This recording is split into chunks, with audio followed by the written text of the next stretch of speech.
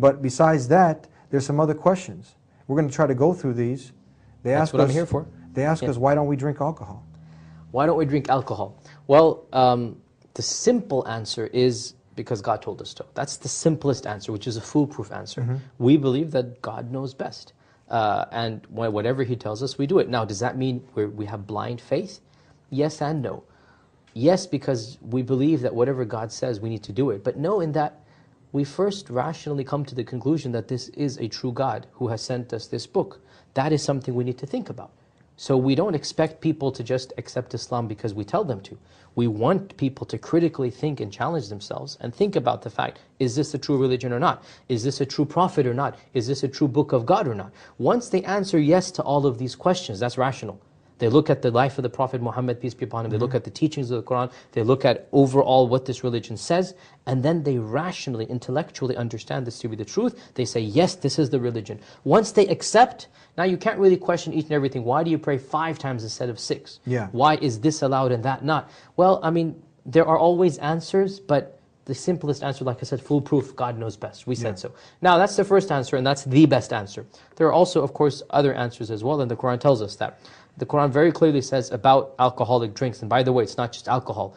In our times, drugs, anything that intoxicates the mind, that makes a person... Marijuana. Everything. Marijuana, coke, crack, Hashish. Everything is out of the question. Any of these things are severely prohibited in our religion. Because I've heard some people actually say that it doesn't say now that you can... These are Muslims trying to justify things. And there are no scholar says this, no reputable legal authority says this. And of course, God says so in the Quran quite clearly that there is some benefit in alcohol. Nobody denies this, those that drink it. I mean, there is some benefit in alcohol. But God says the evil is much more than the benefit. The harm is more than the good. And so the harm that's caused by alcohol is much more. And I think any government in the world, especially our Western governments, know this very well. The number of accidents, number of homicides, number of crimes that occur under the influence, right, are much more than the other crimes. And this is something that is well known from experience as well. Living in any land where people drink publicly and openly, look at what happens when people get drunk. And look at the amount of crimes that are committed in the name of, let's say, drugs, trying to get drugs.